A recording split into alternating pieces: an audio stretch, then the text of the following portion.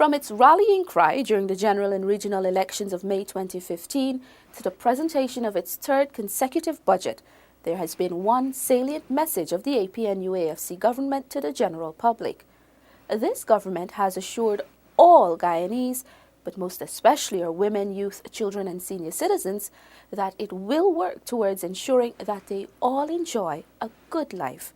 The public was promised that this good life was not a dream, but a plan that will improve their lives over the coming years.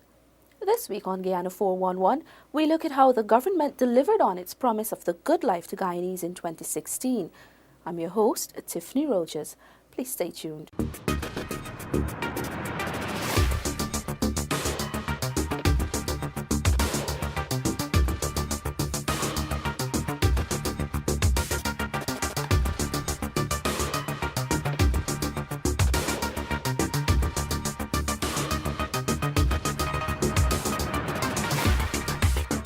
Thank you for staying with us. In 2016, government inspired actions and created opportunities that transformed the lives of women, men, girls and boys whose needs have been overlooked and unmet in the past several years. Guyanese were offered support both with business skills and financial grants to realize their business goals, training to foster their self-confidence and self-esteem, and opportunities for improvements to be made to their quality of life. Through the implementation of the Sustainable Livelihoods and Entrepreneurial Development Program, SLED, for which there was an injection of $115 million, the opportunity was provided for at-risk youth to become entrepreneurs. On the SLED, young people were encouraged to come up with innovative ideas, and once these were feasible, provisions were made by the government to implement and bring to fruition these ideas.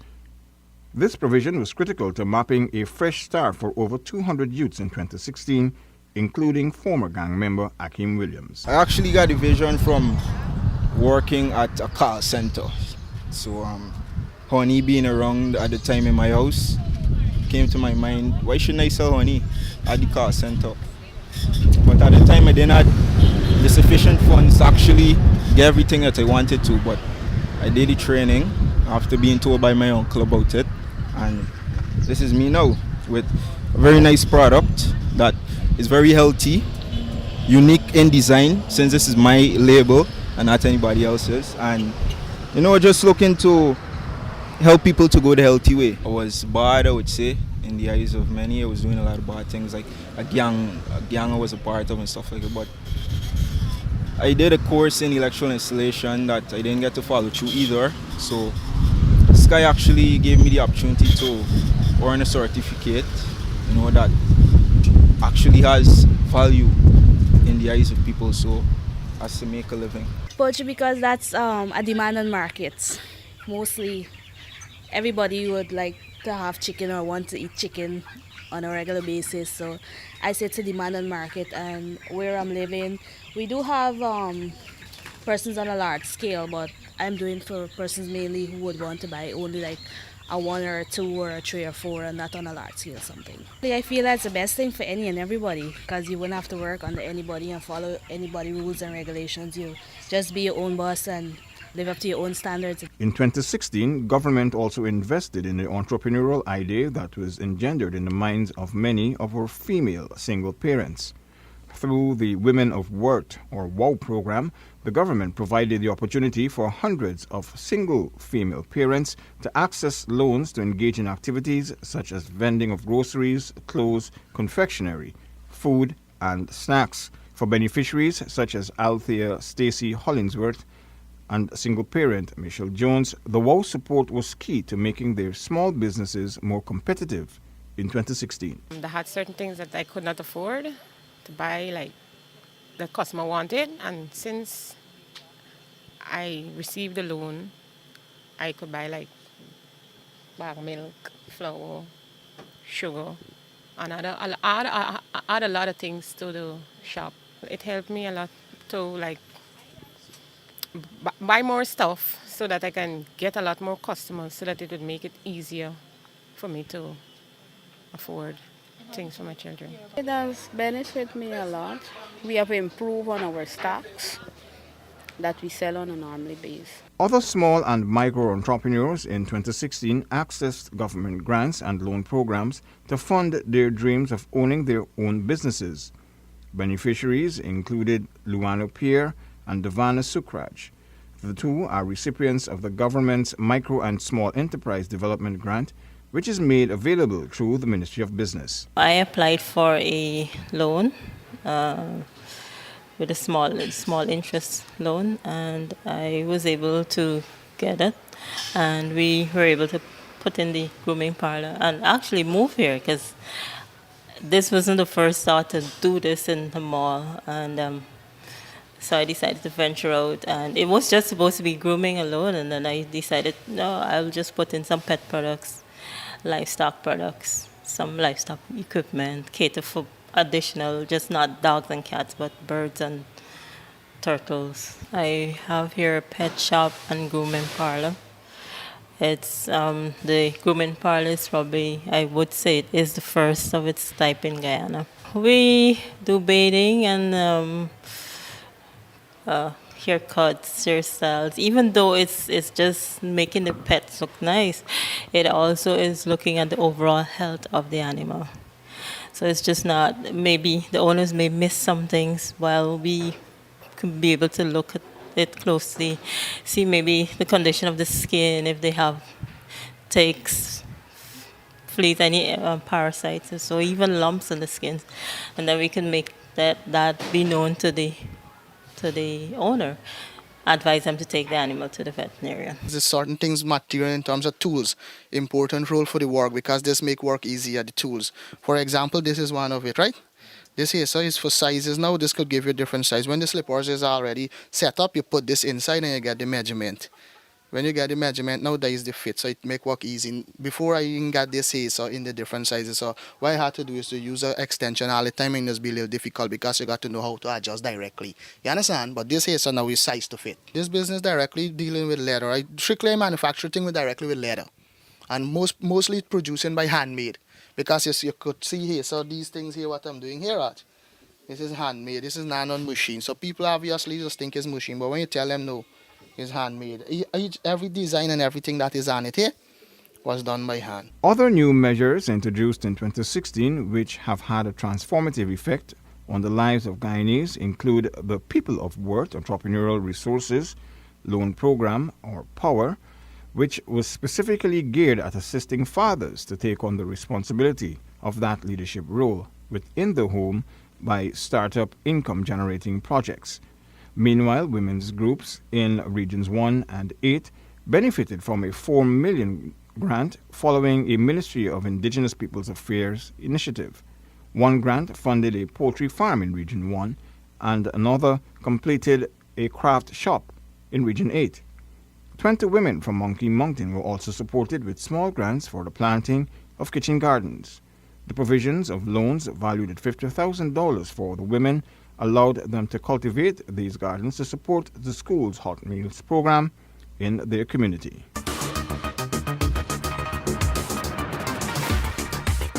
To augment the financial support, in 2016, the government also designed curricula and delivered training locally to empower Guyanese to envision and create the life they most want. Tens of thousands of people, particularly our youth, benefited from these interventions. Government sees the youth as the future leaders of our country and has been working to establish a range of support programs and strategies to empower them to become socially, morally, emotionally, physically, and cognitively competent to fulfill that role. Inherited with a youth population that did not have the benefit of exposure to leadership training. This government, recognizing the need to fill this gap, initiated a training program which saw more than 400 young people benefiting from leadership skills development in 2016. Akila Day, Yulita Henry, and Leroy Adolphus were among the graduates of that program. The program meant a lot to me. It was very significant, and it equipped me with the necessary skills needed to become an effective leader. I can fairly say that I will definitely go back to my community and make the most powerful impact ever. The program was very nice, interested, and so far I think it would help the young people when we reach back out there to teach the young people what we learn and what we could develop inside the community. It focused on several key areas as youth leaders in terms of strengthening our skills so that we can go back into our communities. One of those areas is like conducting meetings. We were told the normal procedure in terms of electing of a chairperson, the role of a chairperson, the role of a vice chair, the role of secretaries. In 2016, government also announced a war on youth literacy and numeracy with the piloting of a literacy and numeracy work-ready program.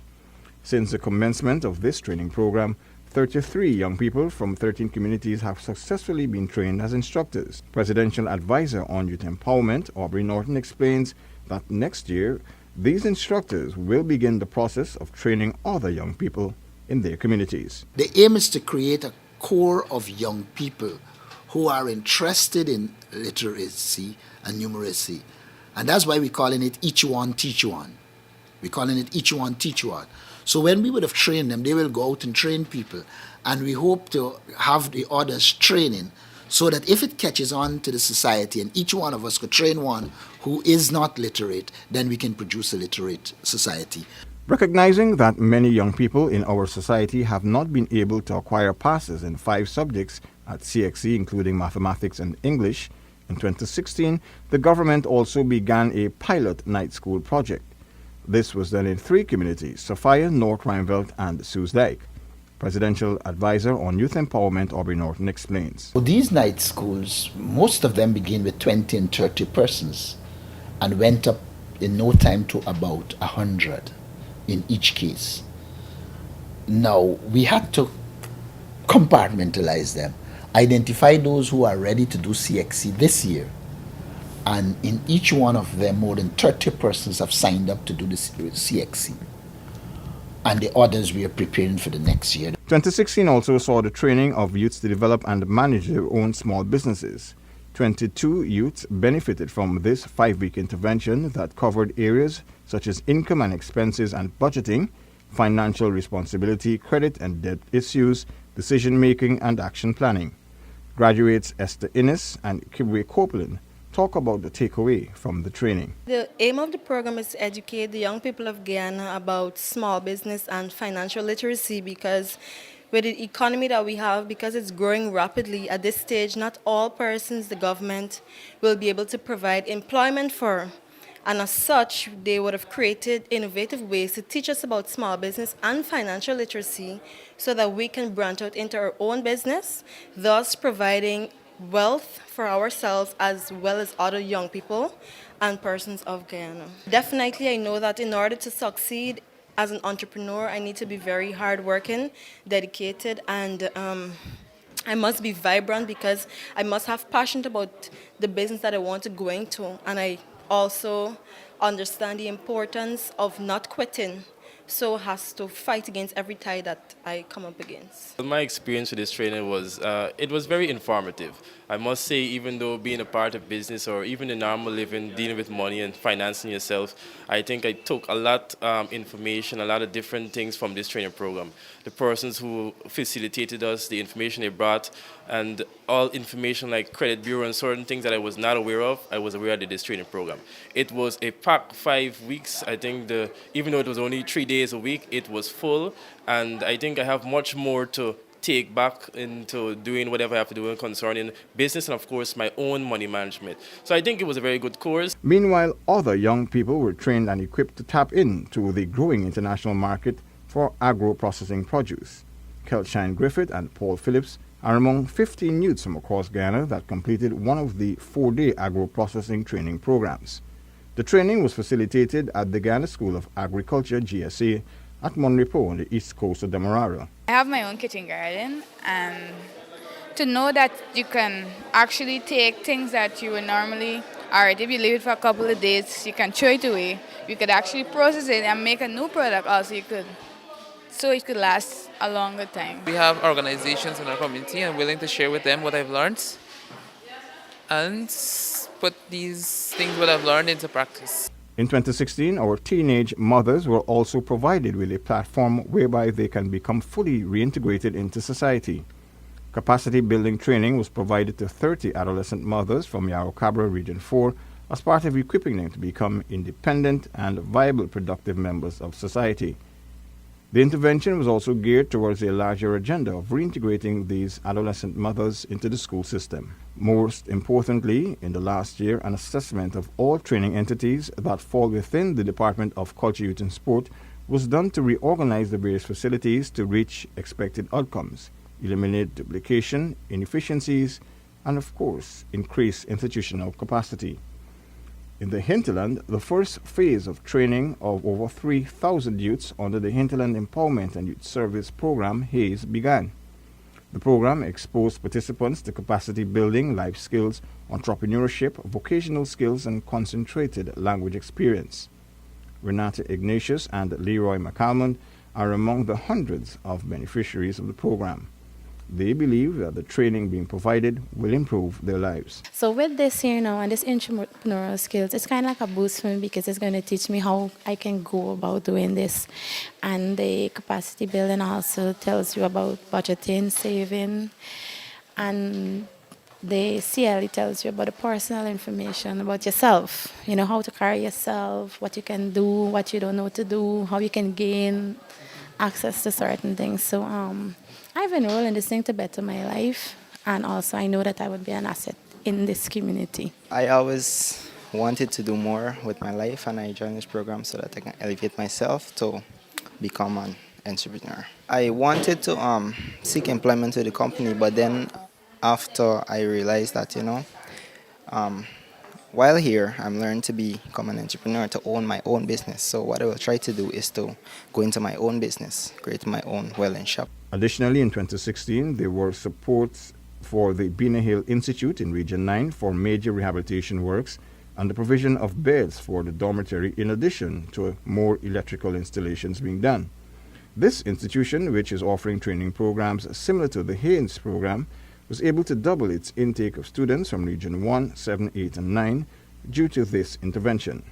Women from Paramakatoy and the surrounding villages in Region 8 were also trained by staff of the Institute of Applied Science and Technology in food processing in the laboratory, and they were certified in the last year.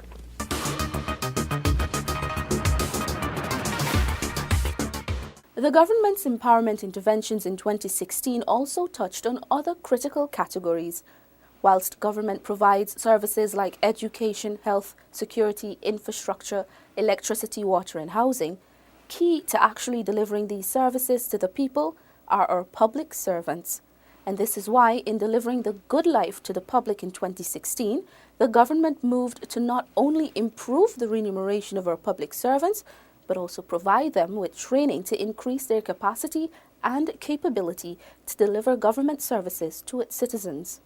First, there were the measures to increase the disposable income of public servants, allowing them to spend more and save more. Immediately following its ascension to office in May 2015, the government set about to improve public servants' wages. This resulted in the minimum wage being raised to $50,000 per month. Other employees above the minimum wage received 5% on salaries retroactive from December 2014, plus an additional $5,000 per month. Further, in December 2015, all public servants earning less than $500,000 were paid a one-off tax-free bonus of $50,000. In 2016, however, an announcement on salary increases for public servants had to await the conclusion of discussions with the relevant unions as government opted to give the collective bargaining process an opportunity to work. Minister of Finance Winston Jordan updated the Government Information Agency on the collective bargaining process months into the negotiations. The union made an offer, we did our counter offer. The union asked across the board, we said we're not going down that road, and I don't know whether the union has accepted it or not, but I think they said they were going to study it. But I don't know that you want to study something that is literally in your favor. I guess you want to study it because it's in your favor. But what I'm saying is that when across the boards have widened the divide, right, have literally destroyed scales and all these different stories. I give you 40% across the board, you're earning $1 million. Your increase is $400,000. I give you 40% across the board, your earnings in minimum wage $50,000. How much is your increase? $20,000. 400,000, 20,000. Look at the gap. So now you've gone to 70,000. This person has gone to 1.4 million. Look at the gap relative to 1,050,000. So across the board cannot be a solution to the, or getting towards the solution that we need. So we said differentiated increases. Following further negotiations with unions in which no agreement was reached, and mindful of the early presentation of the 2017 budget and that public servants needed to be compensated, in August the government granted wage increases in the following category. 10% increase to public servants earning less than $10,000 per month, 6% to those earning between $100,000 to below $300,000 per month, 5% to those earning between $300,000 to below $500,000, 4% to those earning between $500,000 to below $800,000, 2% to those earning between $800,000 to below $1 million, and 1% to those earning $1 million and above per month. In addition, the basic minimum salary for each public servant was raised to $55,000 per month. President David Granger, speaking on the Public Interest television program a few days after the announcement, admitted that indeed public servants deserved more. He said, however, that this was all the government could have afforded due to prevailing economic conditions. It's not unjust. It is perhaps, I would say, what is affordable at present. We must admit that when we went into office in May last year, we did not quite anticipate the volume of indebtedness, or the size of indebtedness of the Guyana Sugar Corporation. We've been bailing out the Guyana Sugar Corporation with $10 billion a year. We've also had problems in, as you know, there's been a fall in commodity prices worldwide, in bauxite, gold, timber, and these have affected our revenues. We've also not been able to find sufficient funding for other agencies, the social agencies like University of Guyana and the school system, and also for the health services. And we did try to move the old age pensions up a bit, but the social sector has taken quite a bit of our money. So I'm not saying that the public servants do not deserve more, but we did everything that is possible. Despite these challenges, 2 months later, government announced that it had approved a proposal by the Labour Tripartite Committee to increase the minimum wage in the private sector from $35,000 to just over $44,000 per month, effective January 1, 2017. The government also announced later that it for all public servants who worked for less than $500,000 per month to obtain a $25,000 tax-free bonus for the Christmas season. Despite these measures, President Granger has committed that government will continue to engage labor unions in negotiations to find common ground to issues pertaining to wages and salary adjustments and increases. We continue to engage with the Guyana Public Service Union. I personally met Mr. Patrick Yard, and there are other initiatives that will be put on the table. But we want an efficient public service, and we're going to continue to engage the union. Then there were the measures to ensure that our public servants at all levels of government are equipped to develop and execute government's vision and plans, including the delivery of services. To this end, the Bertram College of the Public Service was launched. This was done to provide for a wide range of training in public administration and related fields, with the aim of transforming the public service for the 21st century and beyond. The opening was the realization of the college, which was a testimony to government's commitment to improve the quality of the public service, Minister of State Joseph Harmon says. It is a testimony to the importance which His Excellency the President pays to training of our public service. We have had a situation where the what is called the perception of corruption index when we came into office had us at a very high rate. Now, I don't always go with these rates because sometimes people's perceptions are different. And so you may take a perception that is applicable to one part of the world and you apply that same formula here. But be that as it may, the perception was that there was a high level of corruption in public life. And that had to do primarily with interviews which they did with the public servants. That is where it stood. That it made business so difficult to be completed in Guyana because there were obstacles placed in the way of efficient service. And so what we recognized was that you have to have a public service that, as one of the earlier speakers said, was unbribable, a public service that was well trained, properly paid, and well accommodated. So all of these issues we are looking at, and so that at this time of changes that are taking place in the country, you come into it. And you are the ones that we are relying on to make the face of the public service different.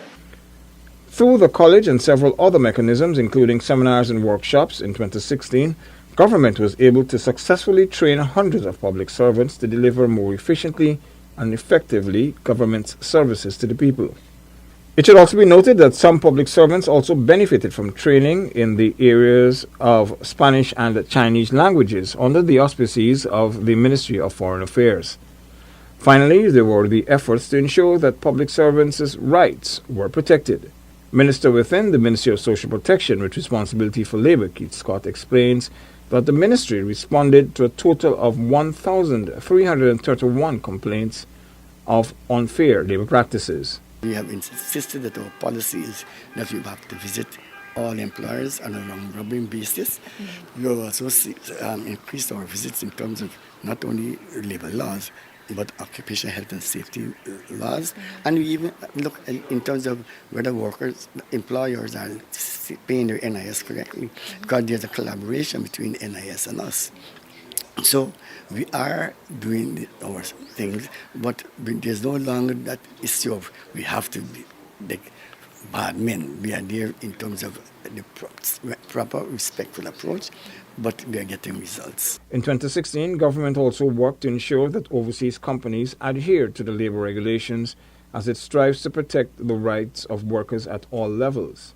For instance, the Ministers of Social Protection and representatives of the labor union met with executives of Rusal, the Russian-owned bauxite company of Guyana Incorporated, as part of the ministry's continued efforts to engage stakeholders. The government's measures to the public servants would have also touched on the police, nurses, and the teachers, who, in addition to benefiting from increased remuneration packages, also received training and equipment to better deliver services. Ranks of the Guyana Police Force particularly benefited from a special housing drive, which saw the distribution of house lots at prices ranging from $92,000 to $300,000 Guyana dollars. At the exercise at the Albion Sports Complex in Berbice last June, B Division Commander Ian Amsterdam applauded the Central Housing and Planning Authority for placing particular emphasis on addressing the housing needs of the ranks for the Guyana Police Force. I'm indeed very happy that our police association was able to broker this deal with the Ministry of Housing and allow our ranks this easy access to receive an house lot. This has been a burning issue ever so long because the ranks, the process was so long and then they didn't have the time to leave work to go spend a whole day in Georgetown. So I just thank the minister for coming to us. This is a very good exercise because what would happen if we have ranks living in all the new housing schemes?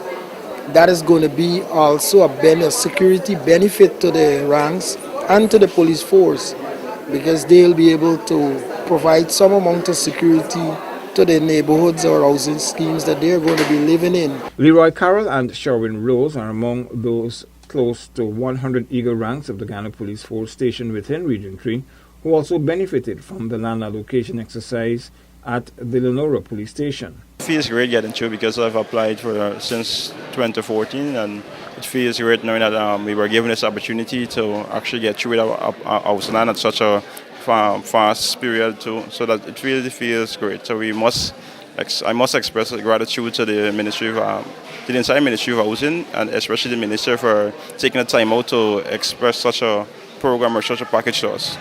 Well, I feel good that at least the Minister to come and look into our interests, and we get interest to look at know that we could get privilege in having a house lot and getting a house lot. And giving us the time frame that we could be able to pay for a slot, and giving us that we could pay half and 6 months before we could pay the other half, because not every policeman or policewoman could afford it. In 2016, the government also turned its attention to the plight of former public servants and moved to ensure that they too enjoy the good life in their senior years. Specific measures in support of the elderly segment of our population were implemented, which included increases in the old age pension from $17,000 to $18,200. In addition, all Guyanese citizens 65 years and older were removed from the payments for a driver's license and for paying travel taxes when moving overseas on a Guyanese passport. These measures took effect from April 1, 2016, and when the Government Information Agency took its camera to the streets, several pensioners expressed their excitement for these new provisions. This is what pensioners Patricia Halls, Rupert Combs, Paulo Green, and Oswald Kanai Sr. had to say. Very happy about the increase, right? I mean, it's just something more that we can able to put our breakfast on the table. And I thank God for that I can able to do that, especially for my little grandchildren. I thank the good Lord for the increase. Right, because we didn't know better with this punishing nobody. And there's not about much I could say. I'm happy about it. Any little help is very good. I think it's great because you have to thank for small mercies. We have bigger ones to come. And for my mom, I think it's okay because she's 87 and, everybody else do for her, but the 18 is good for her. In 2016, government also put measures in place that provide pensioners the ability to access their pensions with ease at the Ghana Post Office Corporation's branches. Assistant Chief Probation and Social Service Officer Ricardo Banwari explains that the implementation of a new automated system runs parallel with the coupon booklet system and allows for checks and balances to ensure that pensioners are getting their pensions easier and at a faster rate. It is a system that they will sign on the coupon booklets and access their cash, okay? And they will enter into the database, and we will be able to say that, that this pension and cash is our coupon. Added to that, we will be having the agents. There are some agents, for example, persons who are shut-ins. They're the people that are not able to go to the post office to uplift their pension, okay? So we will be able to have in that database the names of the agents who are going to be authorized to uplift on behalf of the pensioner.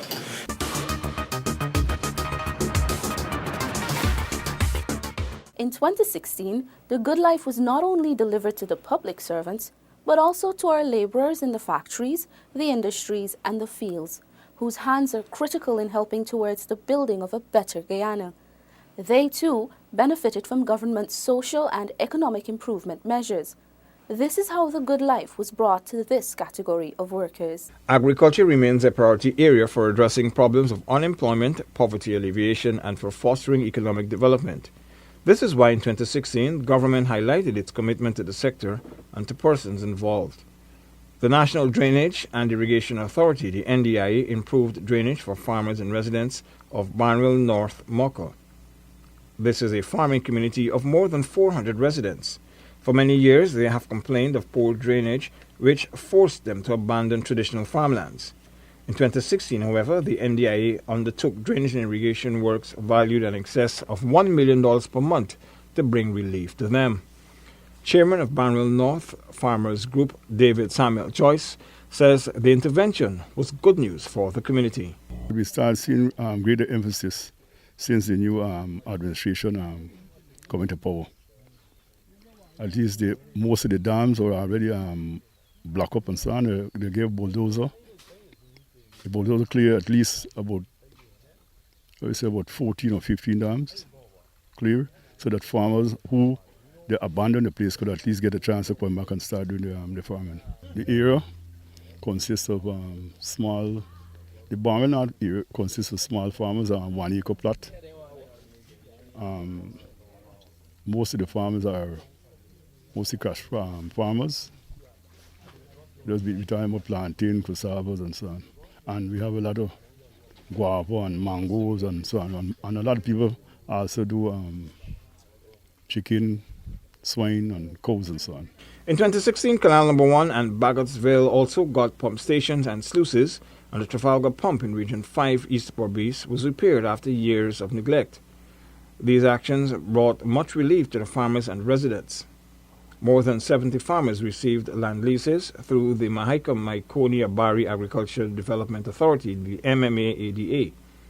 Over 9,500 farming households, comprising more than 35 persons, benefited from easier access to farmlands as a result of upgrades to the farm access roads at Parika and Ruby in Region 3, Lululi in Region 4, and Unzuak in Region 5. Also, when heavy rains resulted in flooding in Region 5 communities, the NDIA successfully coordinated interventions and brought relief to farmers and residents. In 2016 as well, the agency also began to address in a major way flooding relief intervention in the capital city through the detailed mapping of a new drainage model developed by a Dutch engineering team. The draft of the final report for the project was submitted to Minister within the Ministry of Public Infrastructure, Annette Ferguson, on September 7, 2016, by the Dutch engineering team. Over the past year, much was also done to secure the future of both the rice and sugar industries and the future well-being of employees within. Between July 2015 and December 2016, the Guyana Sugar Company, Gaisuku, was provided funds totaling some $23 billion to address issues such as poor labor turnout, lack of spares, equipment shortages, and factory breakdowns. The government also appointed a cabinet subcommittee to recommend the way forward for the sugar industry.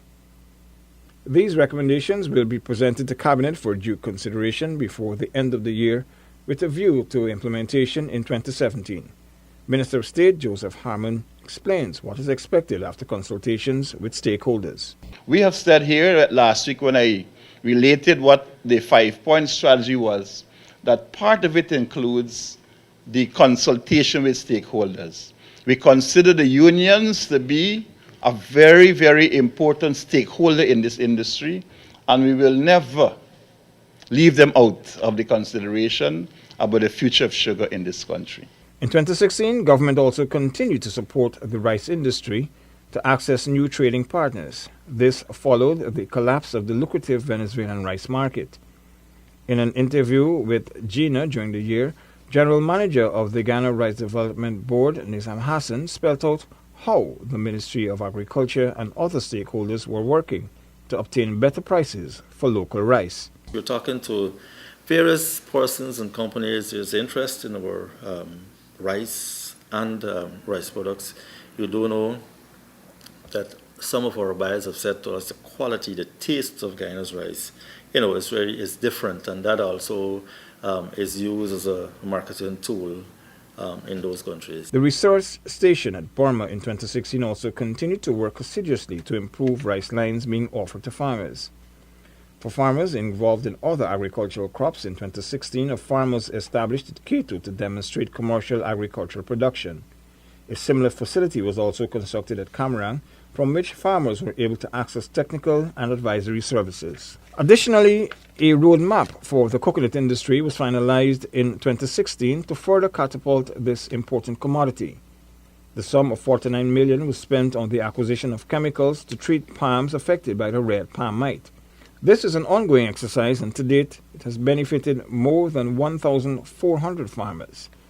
It helps them to manage the black stick-token disease affecting plantain and banana production. In the area of dairy and poultry production, small farmers benefited from the Ghana Livestock Development Authority services through its hatchery, livestock breeding improvement, and advisory services. The year also saw government addressing the issues of diminishing lands and the need for more support to small-scale miners. 43-year-old Tianita Barreto was one of the more than 235 small miners who received mining lands. Barreto, who now mines in the Marudi mountain area, says she was grateful to finally have her own block since she was previously operating illegally. We were doing illegal mining all the time because this is what was the biggest problem in Morodia, because there were no lots lotted out to us during the previous government, right?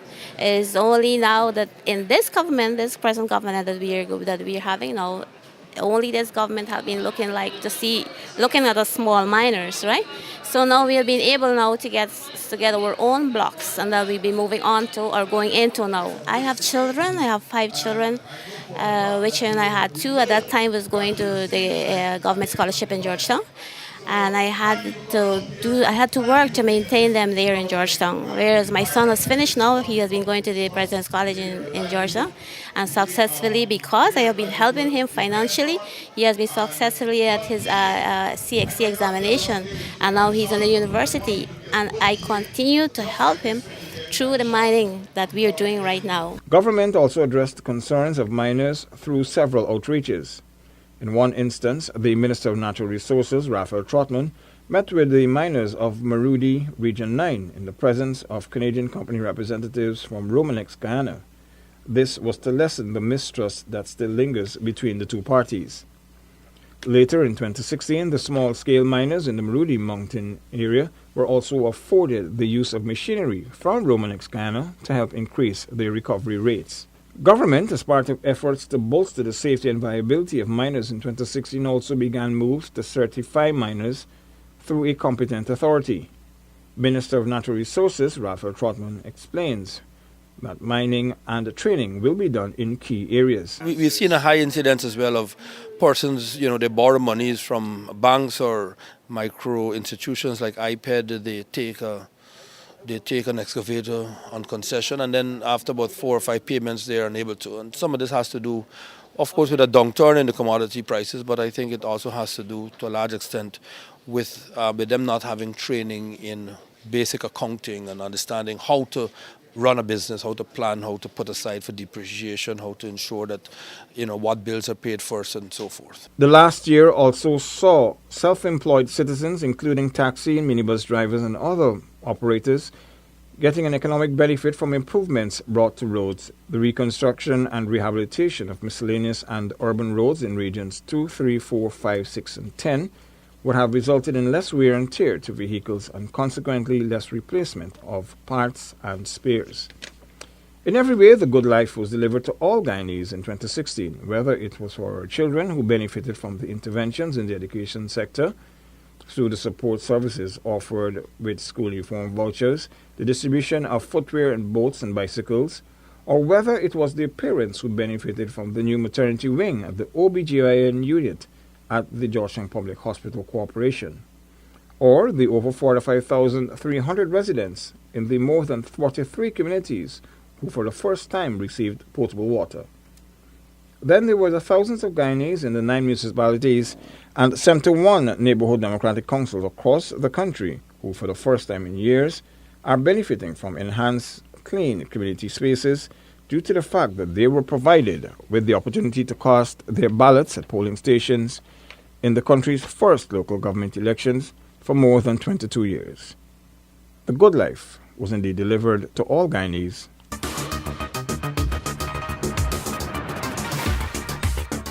Government's good life is predicated on happiness. It is about making people happy by assuring them of a brighter future for themselves, children, and grandchildren. It is also about assuring them of life's basic needs: food, clothing, shelter, safe water, safe streets, a sound education, and quality health care delivery. The government will continue to provide the good life to Guyanese in the coming year. A menu of measures to the tune of $250 billion will be provided for and will be executed as early as January 1, 2017. Thank you all for watching Guyana 411 this week, and do have a great 2017.